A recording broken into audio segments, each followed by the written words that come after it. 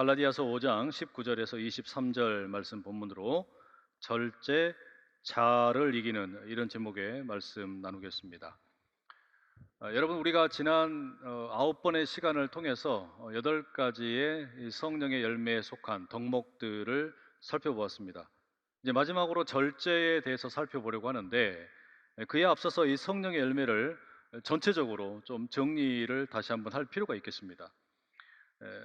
앞서 말씀드린 적이 있지만 성령의 열매는 이 9가지가 아닙니다. 이 단수형으로 기록이 되어 있어요. 그러면 성령의 열매는 뭐냐? 레위기 11장 49절을 우리가 기억할 필요가 있죠. 나는 너희의 하나님이 되려고 너희를 애굽 땅에서 인도하여 낸 여호와라. 내가 거룩하니 너희도 거룩할지어다. 이 성령의 열매는 곧 거룩의 열매라고 말할 수 있습니다. 그러니까 성령의 열매는 하나예요. 사랑, 희락, 화평, 오래 참음, 자비, 양선, 충성, 온유, 절제, 이 모든 것들이 함께 어우러져서 거룩의 열매를 맺게 한다라는 이야기입니다. 이 모든 것들은 따로따로 존재하는 것이 아니고 긴밀하게 연결되어 있습니다. 다시 말하면 사랑 없이 희락 없고 희락 없이 오래 참음이 없습니다. 이 모든 덕목들이 함께 연합을 하여 우리를 거룩하게 만든다는 이야기예요. 그래서 성령의 열매는 하나입니다. 바로 거룩이라는 말입니다. 거룩하신 하나님께서 우리에게 거룩을 요구하십니다. 우리가 하나님의 자녀이기 때문에 그렇습니다. 이게 어떻게 가능한 것이냐? 신학적인 용어를 빌려서 표현을 하자면 하나님의 공유적 속성이기 때문이다. 그런 이야기 드렸죠. 하나님과 우리 사이에 공유할 수 있는 부분이 있다라는 겁니다. 다시 말하면 사랑이나 희락, 화평, 오래 참음, 이와 같은 것들은 하나님에게만 속하는 것이 아니고 우리에게도 있는 것들이에요. 다만 우리에게 있는 사랑이나 희락은 이게 온전하지를 못하고 부분적이고 파편적입니다. 때문에 우리가 온전한 사랑과 희락을 만나려고 하면 먼저는 하나님에게 속한 사랑과 희락을 알아야 합니다. 그래서 우리는 각각의 덕목들을 살펴볼 때 이것이 하나님에게 속하는 것으로 무엇을 의미하는지 정의를 내렸죠. 그리고 이것의 반대말이 무엇인지도 함께 살펴보았어요. 그리고 유사해 보이지만 사실은 모조품에 불과한 것이 뭔가, 이런 내용들까지 함께 정리를 해보았습니다. 그런데 이제 오늘 마지막 시간으로 살펴보게 될 이 절제는 조금 다릅니다. 이 절제라고 하는 것은 다른 성령의 열매의 덕목과 좀 달라요. 뭐가 다르냐? 절제는 애초에 하나님의 속성이라고 말하기가 곤란합니다. 왜 그럴까요? 오늘 본문의 19절에서 21절을 제가 다시 한번 읽어드리겠습니다. 육체의 일은 분명하니 곧 음행과 더러운 것과 호색과 우상 숭배와 주술과 원수 맺는 것과 분쟁과 시기와 분냄과 당짓는 것과 분열함과 이단과 투기와 술 취함과 방탕함과 또 그와 같은 것들이라. 전에 너희에게 경계한 것 같이 경계하노니 이런 일을 하는 자들은 하나님의 나라를 유업으로 받지 못할 것이요. 바울이 성령의 열매에 속하는 덕목들을 나열하기에 앞서서 육체의 일에 속하는 것이 무엇인지를 이렇게 소개하고 있습니다. 이건 다 죄악에 물든 인간의 본성입니다. 이 죄악에 물들었다라는 게 무슨 말이냐면 통제되지 않는다는 이야기예요. 제 멋대로 한다라는 것이죠. 그러면 제멋대로 하지 않기 위해서는 안전장치가 필요합니다. 일종의 브레이크라고 할 수 있어요. 여러분, 그게 절제입니다. 그러니까 절제가 뭐냐? 죄와 유혹에 넘어가지 않도록 브레이크를 밟아주는 덕목, 이게 여러분 절제입니다. 예를 들자면 과속을 하던 운전자가 위험을 피하려고 하면 뭐를 해야 됩니까? 브레이크를 밟아야 돼요. 자동차가 잘 달리는 것도 중요하지만 잘 멈추는 것도 필요합니다. 그 멈추게 만드는 브레이크가 뭐냐? 이게 절제라는 겁니다. 바로 그런 이유 때문에 절제는 하나님의 속성이 아닙니다. 왜 그럴까요? 하나님에게는 애초에 어둠이 없기 때문입니다. 브레이크를 밟을 필요가 없다는 이야기예요. 앞서 말씀드린 음행이나 더러운 것이나 호색이나 이와 같은 것들이 우리에게 속한 것이지 하나님에게 속한 게 아니에요. 그렇기 때문에 하나님에게는 절제가 필요 없습니다. 하지만 우리에게는 절제가 필요해요. 우리는 죄에 물든 이런 본성들이 있기 때문입니다. 때때로 우리가 유혹이나 욕망에 의해서 통제되지 않는 일들에 휘말릴 때가 있습니다. 그때 뭐가 필요하다는 거예요? 절제라는 브레이크가 필요하다라는 겁니다. 자, 그러면 이 절제에 대해서 우리가 조금 더 자세히 좀 살펴보시죠. 갈라디아서 5장 23절에 절제라고 번역된 헬라어는 에크라테이아라는 단어입니다. 이건 합성어입니다. 우리가 에고라고 그러죠. 또는 뭐 이고라고도 하는데 우리 자라는 표현과 그 다음에 또 하나의 의미는 힘이라는 의미가 있어요. 그러니까 자라는 말과 힘이라는 말이 합쳐진 것인데 결국에 의미하는 게 뭐냐면 자아에 대해서 통제할 수 있는 힘을 가리킵니다. 그래서 이 절제를 영어 번역본에는 이 self control이라는 말로 번역이 되어 있습니다. 절제가 뭐라고 할 수 있냐면 힘과 자아가 합쳐진 것인데 자아에 대해 통제할 수 있는 힘, 이게 절제라는 거예요. 고대 그리스의 철학자인 아리스토텔레스는 니코마코스 윤리학이라는 책에서 이 절제에 대해서 상당히 많은 분량을 할애해서 설명합니다. 지난 시간에 우리가 온유에 대해서 이야기할 때 온유는 나약하고 연약한 것이기 때문에 별로 그렇게 뭐랄까요, 중요한 것으로 여겨지는 대목이 아니었다, 그런 덕목이 아니다 말씀드렸잖아요. 반면에 절제는 달라요. 이 절제는 아주 중요한 것으로 여겨집니다. 아리스토텔레스가 했던 절제에 대해서 유명한 말이 있죠. 나는 적을 무찌른 사람보다 자기 욕망을 극복한 사람이 더 용감하다고 생각한다. 왜냐하면 자아를 이기는 것이 가장 어려운 승리이기 때문이다. 여러분, 구체적으로 이 아리스토텔레스는 절제를 이렇게 정리합니다. 절제라는 게 뭐냐? 욕망과 원칙 사이에서 이 원칙을 택하는 거, 이게 절제라는 거예요. 그러니까 다시 말하면 절제할 줄 안다라고 하는 것은 그냥 무조건 뭐 참는다, 무조건 막 그냥 억누른다, 이게 아니에요. 절제를 하기 위해서 제일 먼저 필요한 것은 원칙입니다. 올바른 원칙을 내가 가지고 있는 거예요. 그런데 이 올바른 원칙을 가지고 있는 사람도 때때로 욕망을 또는 유혹을 만날 때가 있어요. 그때 욕망 대신에 원칙을 따르는 거, 이게 절제라는 겁니다.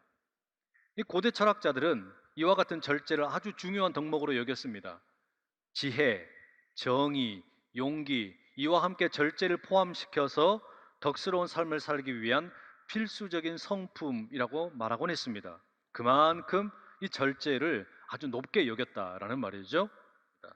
그래서 갈라디아서 5장의 말씀이나 또 철학자들의 글이나 예술가들의 그림과 조각상에 이런 내용들을 다 종합을 해놓고 보면 절제라는 것을 우리가 이렇게 정리할 수 있어요. 절제란 성령께서 죄의 영향 아래에서 통제되지 않던 인간의 본성 가운데 장착해 주신 브레이크다. 이 브레이크는 욕망이나 유혹의 위험한 질주 대신 하나님 나라의 가치관이 무엇인지를 분별하도록 돕는 것이다. 이렇게 말할 수 있어요. 자, 절제가 이런 거라면 이제 여러분, 우리가 이런 질문을 한번 해봐야 돼요. 아니, 그런데 나는 왜 때때로 절제를 잘 못할까? 왜 내가 절제가 잘 되지 않는 걸까? 오늘 10월 첫 번째 주일이죠.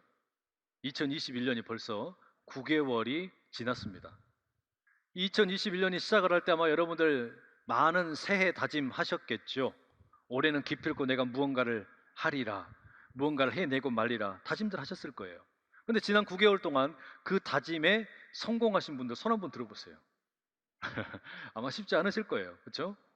예를 들어 내가 올해에는 일주일에 3일 이상 꼭 운동을 하겠다, 다이어트를 하기 위해서 야식을 먹지 않겠다, 올해는 담배를 끊겠다, 올해는 내가 절대로 술을 입에다 대지 않겠다, 매일 생명의 삶으로 큐티를 하겠다, 모든 공예배를 빠짐없이 지키겠다, 온전한 11조를 드리겠다, 이와 같은 다짐들을 우리가 한다는 말이에요. 그런데 이 9개월을 이렇게 가만히 돌아보니까 어떠세요? 잘 지켜지시던가요? 어렵죠? 안 될 때가 많아요. 이거 왜 실패할까요?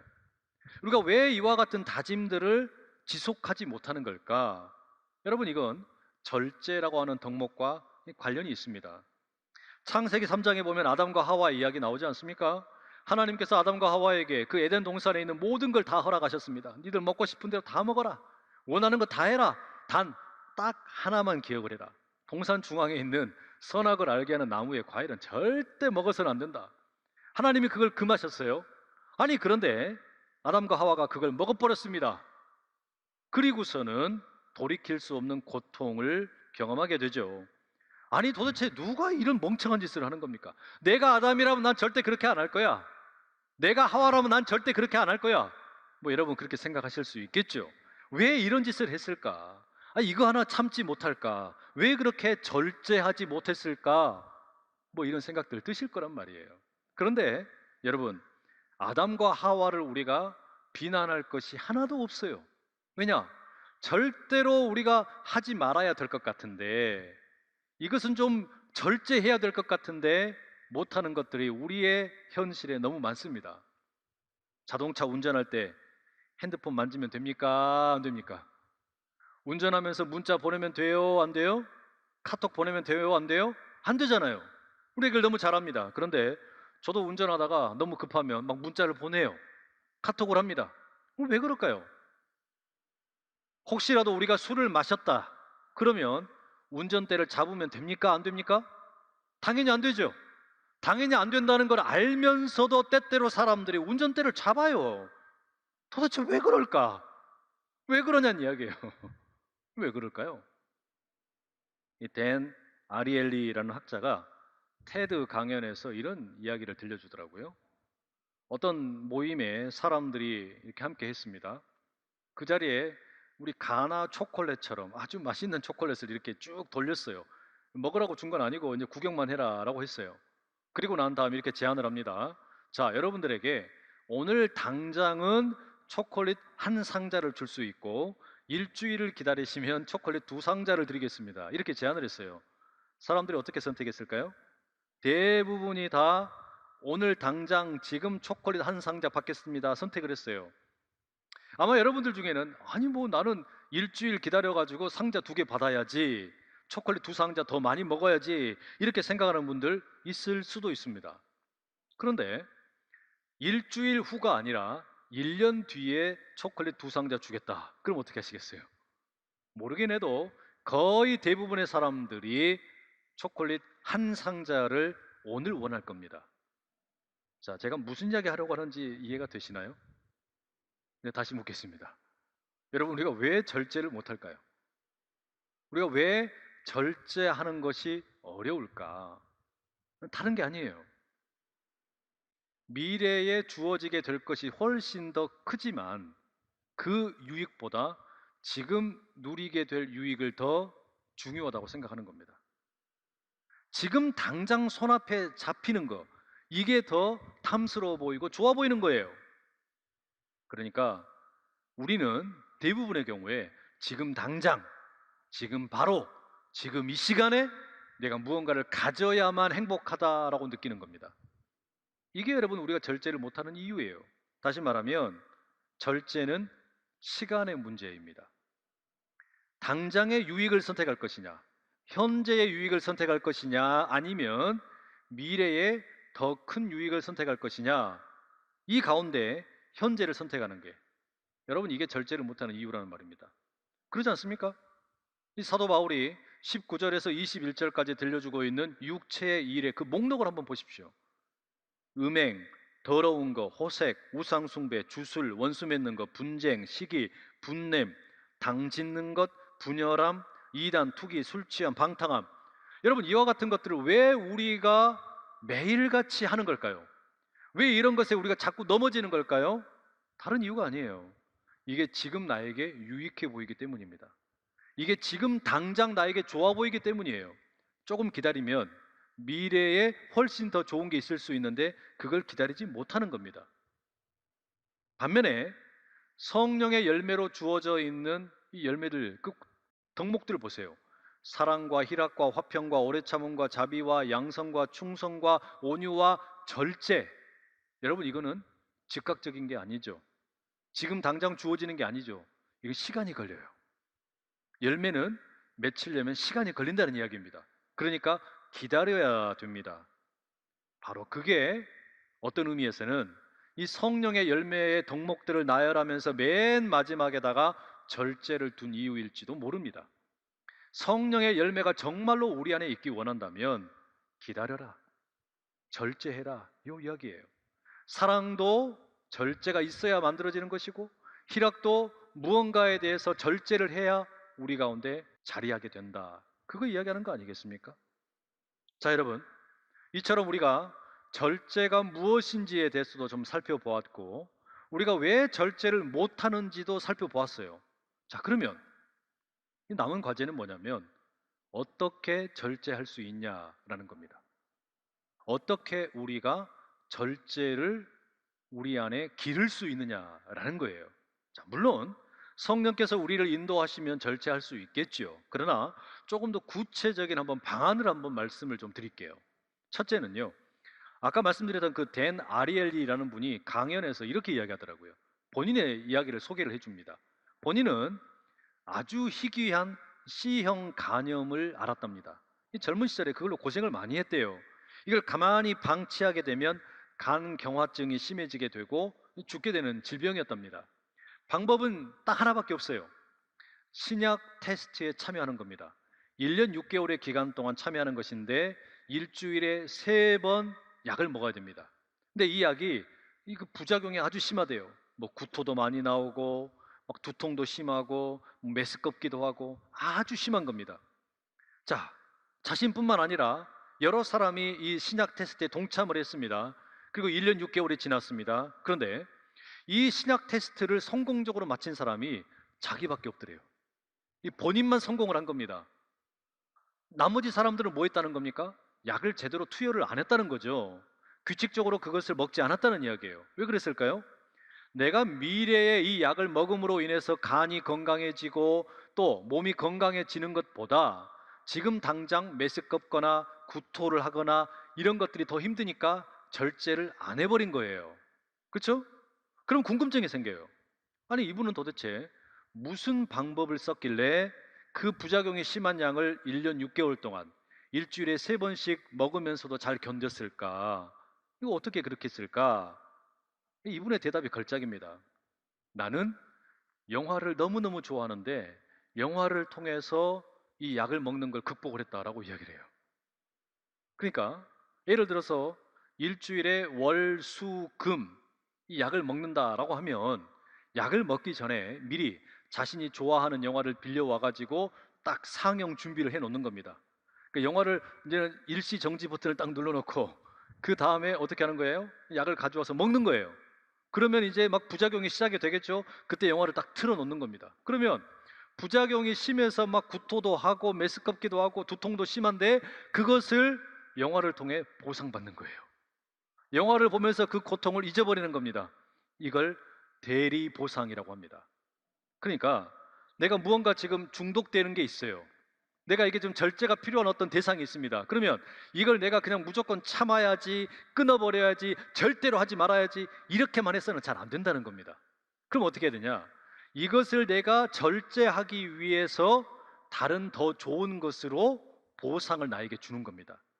이렇게 할 때 이 절제라고 하는 것이 훈련이 되더라라는 이야기예요. 그럴듯하죠? 예를 들면 내가 이 지금 술에 중독이 되어 있습니다. 내가 술을 먹으면 안 되는데 술이 중독이 되어 있어요. 그럼 어떻게 됩니까? 이 술을 그냥 내가 무조건 끊어야지, 이젠 절대 먹지 말아야지, 그래서는 안 된다는 거예요. 그러니까 술을 끊기 위해서 결단을 내리는 것과 함께 뭐가 필요하냐? 술 대신에 건강한 다른 것으로 나를 보상해 주는 게 필요하다는 이야기예요. 그러면 술 대신에 다른 것이 나에게 유익이 되니까 이걸 견딜 수 있다라는 이야기입니다. 이게 대리 보상의 방법입니다. 또 다른 방법이 있어요. 이건 더 기가 막힌 겁니다. 이게 뭐냐면 자기 통제 계약, 영어로 보니까 셀프 컨트롤 컨트랙트 이렇게 써놨더라고요. 이게 무슨 이야기냐면 미래에 내가 무언가 지금 절제를 해야 되는 상황이 이제 놓여 있는데 내가 어쩔 수 없이 절제하게끔 만드는 거예요. 내가 절제를 하지 않으면 나에게 엄청나게 커다란 손해가 찾아오도록 만드는 겁니다. 예를 들어 드릴게요.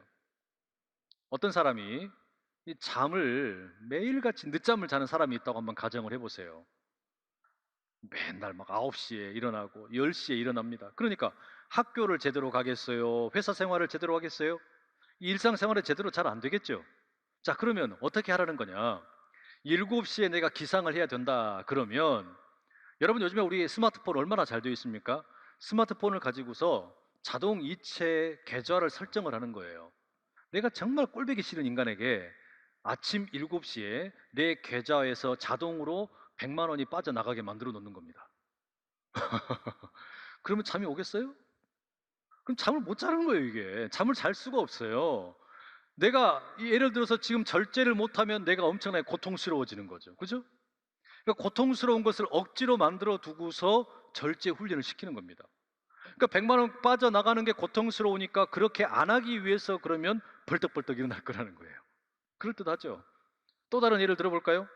우리 자녀들 중에 무슨 뭐 야동이니 무슨 포르노니 막 이런 거에 중독된 또 그런 남자들, 뭐 여성들도 있어요. 이게 문제라는 걸 자기가 제일 잘합니다. 아, 이거 이러면 안 되는데 자기가 알아요. 근데 이거를 끊지를 못해요.